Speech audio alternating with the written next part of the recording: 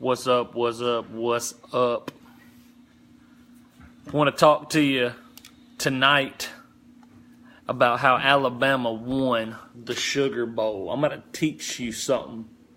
You want to know how Alabama won the Sugar Bowl?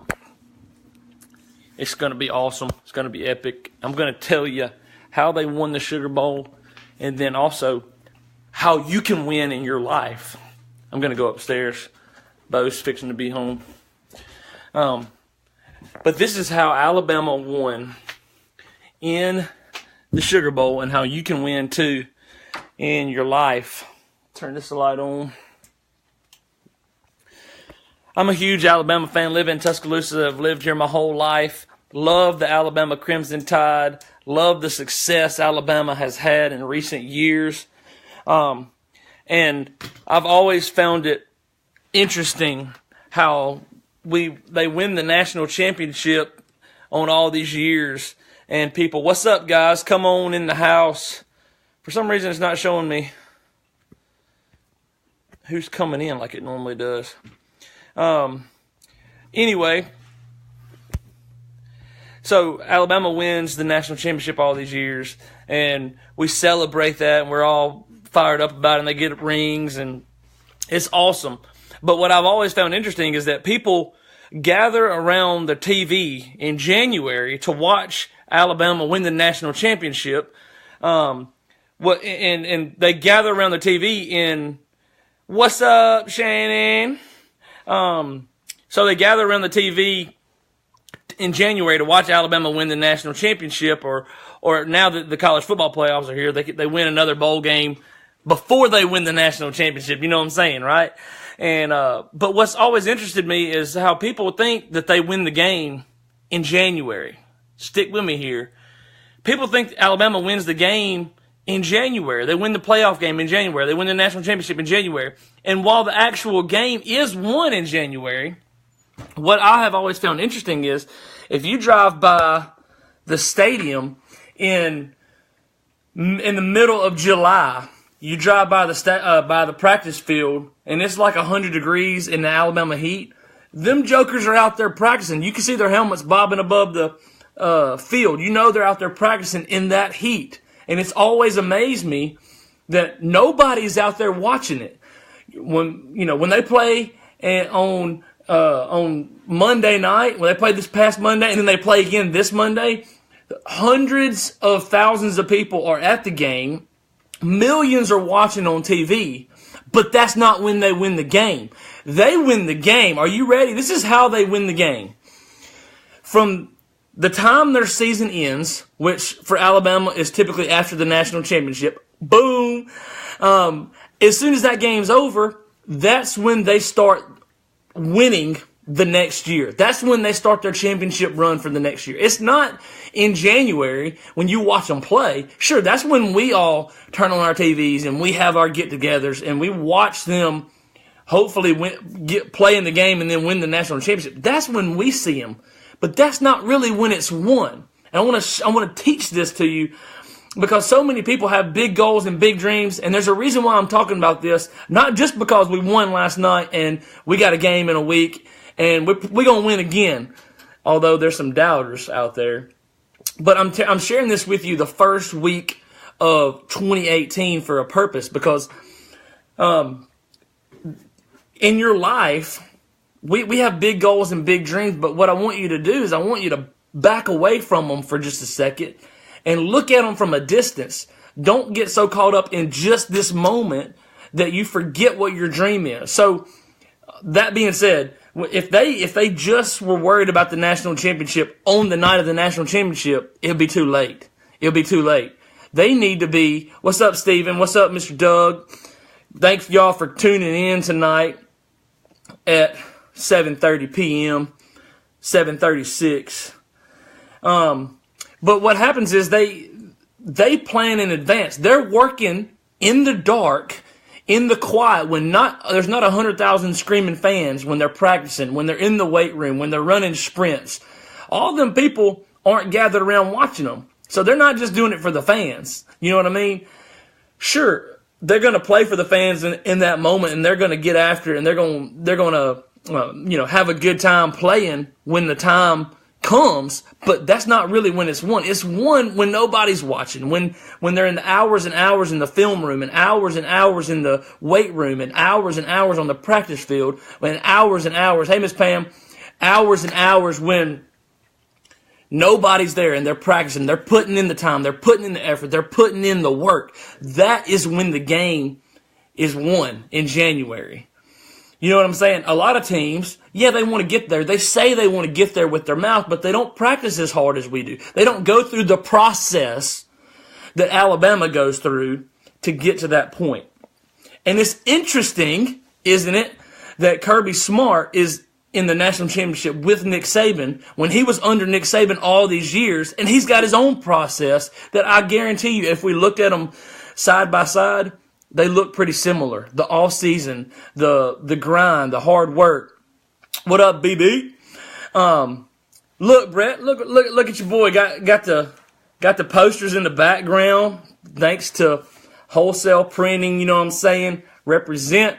But all that being said, since Alabama wins the game, wins their season, wins the national championship in the off season, not the night of the game, how does that apply to you? How can you win in your life learning from that?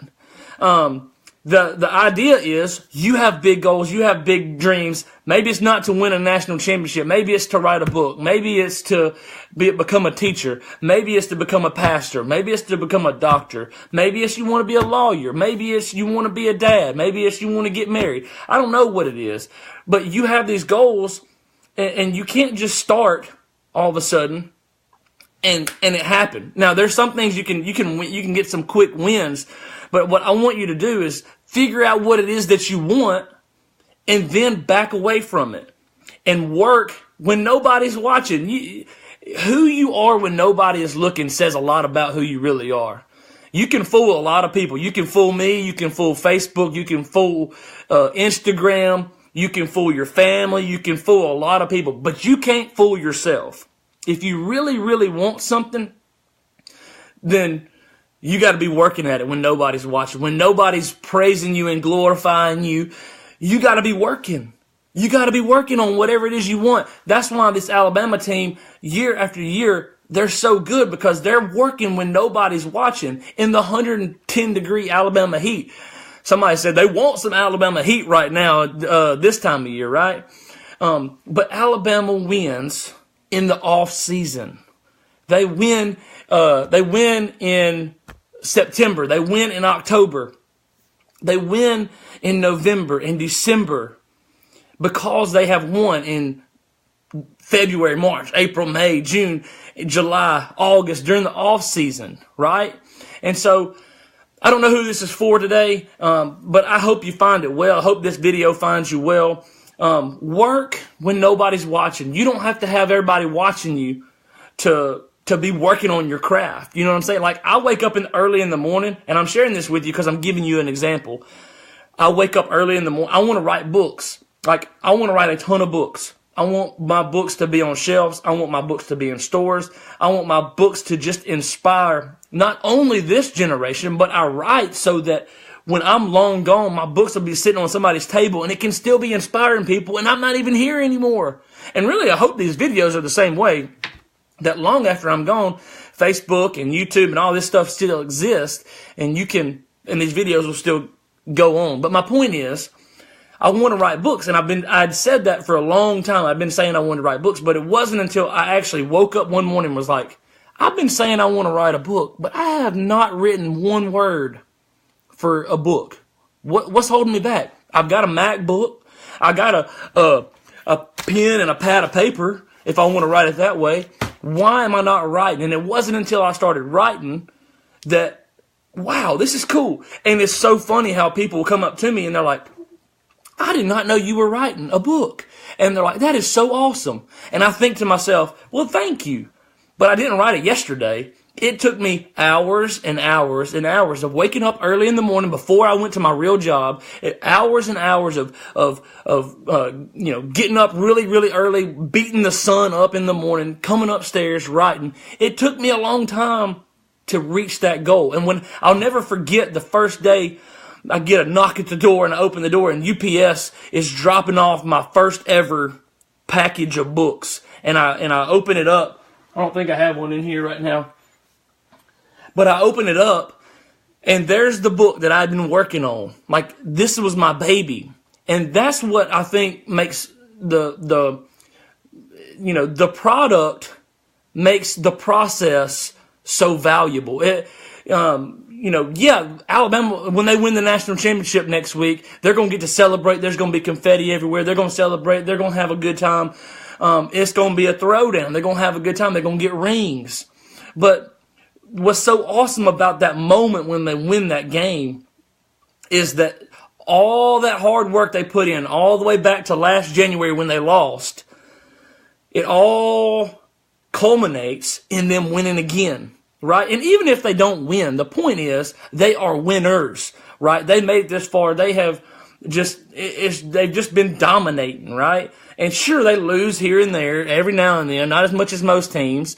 But my point is just, they put in the time, they put in the effort, they put in the energy, they put in the work when nobody's watching. And my question for you, and you might not want anything in your life. You may not have goals. You may not have dreams. You may be okay with being average. Not me, but you might be okay with being average. But if you're not okay with that, then you got to have goals and dreams, and your goals and dreams need to drive you to work today so that you can see that come to fruition. We live in a society, we live in a generation when people want it instantly, and if they don't get it, they quit, they give up, they stop, they're done. And I want to see a generation rise up who has big goals, big dreams, and that drives them to work today so that tomorrow their dreams can become a reality. And I just believe that if you just watch how the Alabama works in the offseason, and I say Alabama because I'm in Tuscaloosa and I'm an Alabama fan. I went to Alabama. I've lived here my whole life. That's my team, right? But really any team, when you see them win, it's awesome. I don't even watch the NBA. I don't watch the NFL, but I like to watch the Super Bowl. I like to watch the NBA championship just because I like to see what happens when they win. I like to watch them get fired up. I like to see who the MVP is. I like to see all that stuff. I don't really keep up with baseball that much, even though I'm a baseball guy, but I like to watch the World Series because I like to see all the whole season and in the off season when they're working on their craft come to fruition. It all culminates when they win the championship. And you see the joy and the excitement in their face because they worked so hard to get to that point and they actually reached it. And so, I don't know about you, but I want to work so hard today so that in 10 years, in 20 years from now, I can look back on my body of work. I can look back on those moments when I wrote, when I didn't feel like waking up at 4 o'clock in the morning, but I did it anyway, and I'll be glad I did then. Sure, it's not all that great and all that fun right now, but when I finally get to the point where I have achieved my goals and my dreams, or when I finally get to, I'm writing a book right now and I talk about celebrating my 70th birthday one day. When I turn 70, I want to look back on my life. I want to look back on these days of my life and be glad I made a video tonight. I want to be glad I wrote 500 words in a book today. I want to look back on my life and be glad I put in the time, effort, and energy when nobody's up here with me when I'm writing, when everybody else may be sleeping, but I have a dream, I have a goal, I have a passion for helping people, for inspiring people, and I want to work on that every day. And so anyway, I don't know who this is for. I'm going to shut her down right now, but I hope you found this video inspirational. I hope you find it encouraging. I hope it drives you to dream big, to choose wisely every day when you wake up, to begin to make good choices so that you can live freely. When you get to 70, you don't look back and have a lot of regrets because you didn't work on the dream that you had, but you actually woke up, put in the effort, did what you were supposed to do so that you could see your dream become a reality. It's not going to be easy, but I promise you it will be worth it. Hey, if you like this video, Share it with your friends, share it with your family, share it with your Facebook community, share it on YouTube, share it with everybody, because you can help me impact a generation. You can help me make an impact on the world. You're awesome. I love you. I don't care who you are. I don't care if you don't pull for Alabama. You can learn something from this video. So if you're just now coming on, what's up, Emily? What's up, Chad? What's up, Michael? Thank you guys for being here tonight. I really appreciate you taking time to watch this video. It means the world to me, and it means so much when you share it with other people and let them in on the winning secrets of Alabama and your life. You're awesome. I'll talk to you soon. I'm going to spend some time with my bride. See ya.